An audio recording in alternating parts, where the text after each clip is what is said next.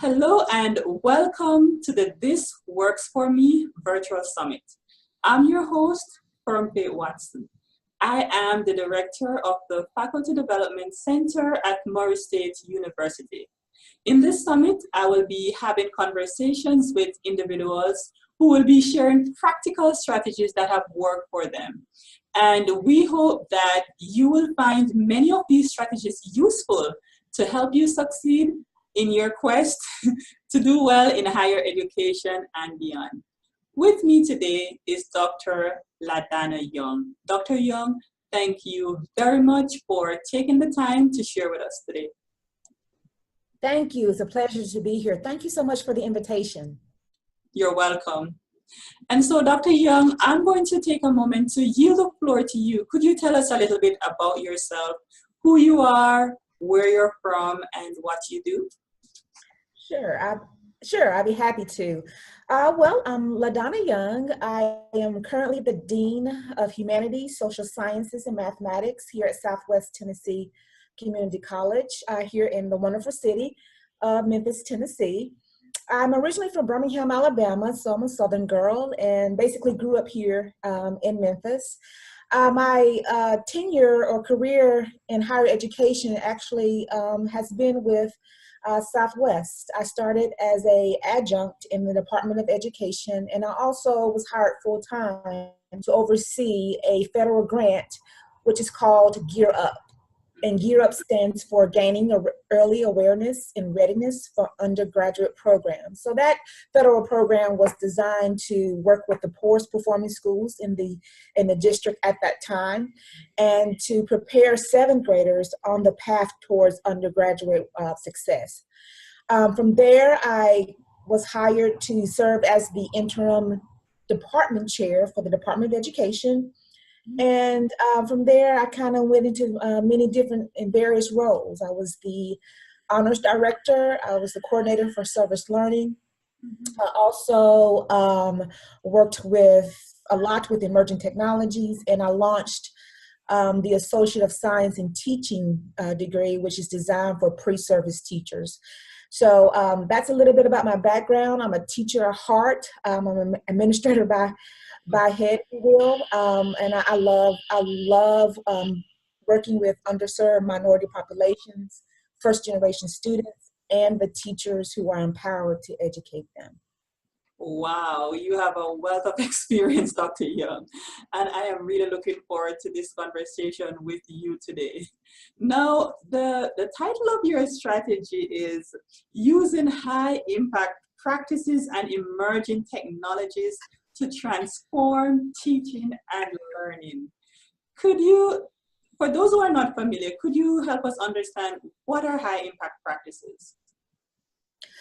Sure. So high impact practices are those pedagogical practices that are centered around student engagement. And it's not necessarily about what happens in the classroom, but high impact practices has a heavy focus on co-curricular activities, those things that happen outside the classroom.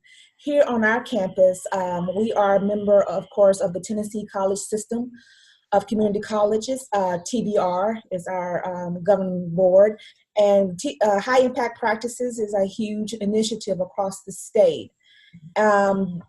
There are 9 recognized high impact practices here on our campus, and they are professional advising, there are academic mindset, there's service learning, there's honors, there's technology enhanced learning, there is study abroad / international education, there is first year experience, there are learning communities, and there are certifications, undergraduate research, and work-based learning. Wow. It really is amazing how you could just, repeat all of those from memory. It really gives the impression that you are really engaged in these high impact practice. So obviously there are several of them, and some people use them and some people don't. Could you help us understand what impressed you to start using this strategy, and how has it worked for you? Sure. So as I said before, I'm a teacher by heart, and so like many of us in higher education, we find our way to the classroom heart first. We want to impact the lives of students, and what we found, and what you will probably hear many people say when they're first introduced to the terminology of high impact practices is, "I've been doing this. I didn't know they called this service learning." Because service learning is just good pedagogy, right?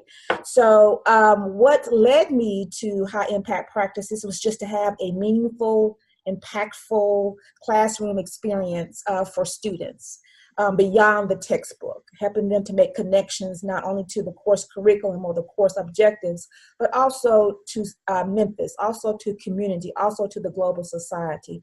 So I was led to high impact practices just as a classroom teacher who wanted to impact students' educational process and experience. And how would you say this has worked for you? How has this strategy worked? How has it been working for you? As a classroom teacher, it worked because it helped to solve problems. As I mentioned, most of my career has been in preparing teachers to teach. And because of the social justice perspective that I tend to bring to the classroom, I always do this major lecture and weave the theme of cultural empathy and cultural responsive teaching throughout many of my lectures. And so I'm always known as the culture queen because I'm teaching and I'm really emphasizing culture. And so when you're talking about culture and how to help educators and future teachers to be culturally responsive, you have to expose them to the culture. And that's various cultures. And that's not just racial and ethnic differences, but also temperament and gender and religion and so forth and so on. So two ways that helped me was the high impact practice of service learning and technology enhanced learning. It was important for pre-service teachers to be introduced to the context or to the classroom that they would find themselves teaching in. So we went beyond the textbook, we went beyond the course objectives, and I actually expose students to the classrooms and the live human beings, the little ones that they will be teaching. And that's particularly interesting and novel here in Memphis because we tend to be very compartmentalized. We live in as many urban cities or cities across the country. You live in your familiar territory, and the world seems to be that in that context. So if you are to expose students to what happens in a different zip code, and more importantly, to be prepared day one to teach those students in that different zip code, you have to expose them to the zip code. So I implemented service learning where teachers were given the opportunity to go out into various private, public, and charter schools and actually teach a lesson over the semester around financial literacy to elementary age students.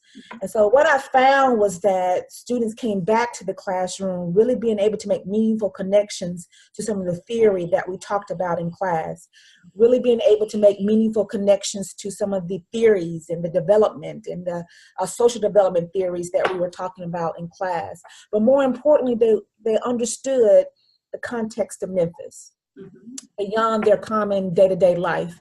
And they really started to think about and ask questions that typically they may not have asked if they were only exposed to the textbook. So service learning was one way to really impact not only the learning experience of my students, but it also caused me as an instructor to really go beyond my framework and really think about how can I expose and really help students develop some of the competencies they would need to be day one ready as future teachers. The second thing I did to kind of supplement that was what we call technology enhanced learning. And I used, with the help of a colleague that I think you're going to interview also in this series, we expose our students to virtual reality. And virtual reality actually places a person into a virtual environment. And it's quite simple.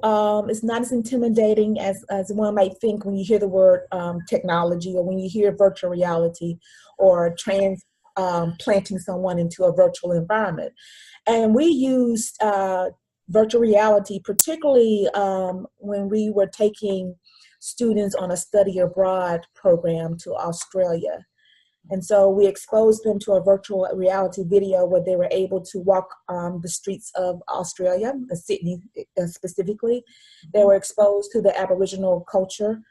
They had a chance to actually feel and hear and look around and experience Sydney and the outback before they were actually there. And we used that technology to help as a pre-trip, as a orientation, because they needed to understand the cultural differences, particularly as traveling as Americans, and what that means outside of America, and how words have different contexts, symbols have different contexts. Being a woman in the global society has a much different context than being a woman in Memphis, Tennessee. Being a minority in the global context is much different than being an American here in our country. So we use virtual reality as a orientation, if you will, to expose students to the Aboriginal culture and the Australian culture before traveling. Wow, wow. It seems as if you're really having some good success using high impact practices, Dr. Young. Perhaps there are no challenges associated with this. No, there are quite a number of challenges. Some not as daunting as one would think. Okay. The first challenge is for, as a faculty member, to really unpack your curriculum and to really think about other innovative ways to expose your students, to lift the verbiage that's on the textbook, or to lift the course objectives and really look at it from a multidimensional standpoint. And that's the power of high impact practices, and particularly technology, that you go beyond the book, you go beyond the printed flat text. And what you'll find, the wonderful thing about high impact practices, and we're seeing this on our campus, is that it helps instructors kind of find the mojo. It helps them to reconnect to why they actually went to the classroom in the first place. And so you fall in love with your content again, because you're looking at it from a different standpoint. So the challenge is to really take the time and be really intentional about looking at various ways to enhance your curriculum. And then, of course, as the institution, as a campus-wide initiative, as the Dean of Humanities, I opened or launched, if you will, the Office of High Impact Practices and Innovation, which we call here affectionately the Hippie Office.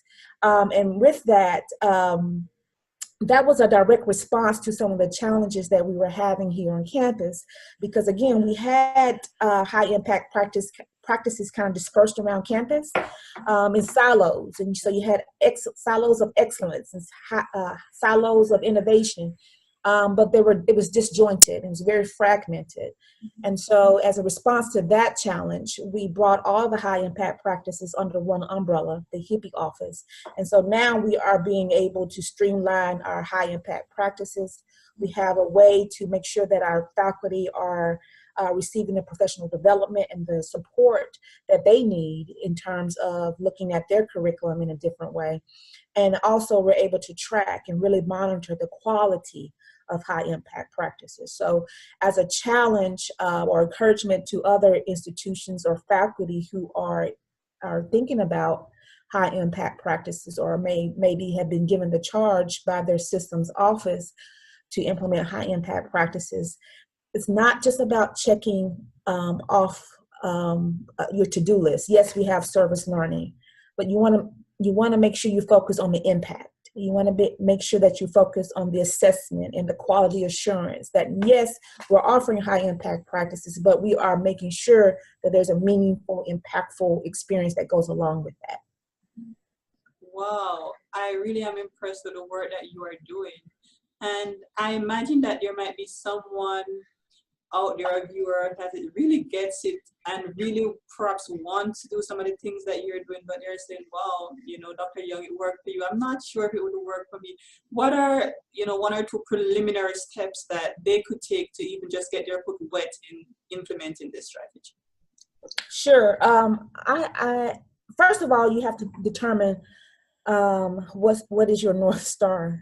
We talk about this in our hippie staff meetings. Why are we doing this? What's the big deal? Yes, it might be a systems mandate or initiative on my campus, but why? That's the first question. You have to start with the end in mind. And sure, we hear this all the time, but you really do have to define for yourself as a faculty member and then as an administrator for your campus, what is the purpose behind implementing high impact practices? For us, it is developing a sense of belonging. It is developing an academic mindset, and it's creating opportunities for students to reflect and self-reflection. So that's our North Star. So you have to first start with the North Star, and that's a simple process of just self-reflection. And then secondly, you have to expose yourself to the process of learning, just as our students do. You may not necessarily get it right the first time, but if you understand the definition and the measurements of quality, that along with the passion or your reason for doing high impact practices is a perfect marriage to start implementing it in your classroom. Wonderful. And I know that we could talk about high impact practices all day. You have lots of experiences that you could share. But what I really want to thank you for is that you have been gracious enough to be willing to share with us some resources. And you're going to be uploading some resources to our summit site. Could you just tell us a little bit about what you're going to be sharing? Sure. So I'm going to upload a number of resources. The first of the resources is our high impact practices brochure. We call this the Hippie Bible, because it gives a definition, research-based definition of each high impact practice. So this is a great tool or resource for those who just want to expose themselves and understand the true definition of high impact practices. Secondly, you're going to also see an uploaded student brochure, or what we call a bookmark, around the first year experience. That gives the students, our first-time, full-time freshmen, a kind of roadmap of what some markers and benchmarks that they want to make sure that they attain in their first year. And then finally, I'm going to upload our Hippie student journey, which outlines the 2-year pathway for our high impact practices. And so students will know what markers they will reach and benchmarks they will reach as they start for their first year all the way to their final semester. So that might help other institutions to begin thinking about how to actually map out high impact practices across the student's pathway, whether it be a 4-year degree or a 2-year degree. What we know from research, particularly when you look at underrepresented minorities and first generation students, is that the more you can expose them to high impact practices, the more they're engaged and they hit those markers first semester, third semester, and on to graduation. Wow, those resources really sound that they'll be very useful to our viewers, and I encourage all of you to go and check them out. I'm going to check them out myself. And so in the last minute or so of this conversation, time really flies, right? It does. Last minute or so, could you leave our viewers with a challenge or an encouragement? A challenge or an encouragement. Wow. Let's see. I'll wrap the challenge and the encouragement all together, and encourage and challenge your those who are viewing this seminar to really begin to think about what's the big deal. What is this all about? What is your North Star?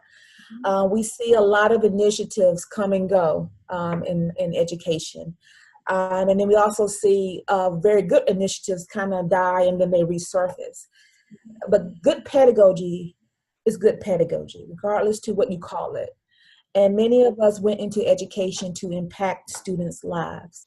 So I would challenge and encourage us to always remember that the work that we do from day to day, though daunting, though challenging, at the end, we are impacting students' lives. And when you look at one thing that's very important to me, particularly with the student demographics that we have, is that not only are we impacting students' lives, but we're having a generational impact, because that person who's educated can go on and becomes a model for their children who may not have even thought about college or higher education. So my challenge and my encouragement is to always remember that your work does matter, and that you are making a tremendous impact, and never forget that. Exactly. And I really like how you really encourage us to think about the why, the motive, because that's so important. That's what's keep us even through the challenges. Absolutely. You always have to go connect back to why did I do this? And then you'll see that student, or you'll remember the interaction you had with a colleague, and it gets you back on track. Exactly. Well, Dr. Young, thank you so much again for taking the time to share with us today. Thank you for being kind enough to share with us some resources as well. And I really hope that our viewers will be able to check out many of them. Thank you again for having me. This has been a delightful conversation. You're welcome. And to our viewers, I would encourage you to share this conversation with others. And we hope that you will be able to join us in the next episode of this Works For Me virtual summit. See you soon.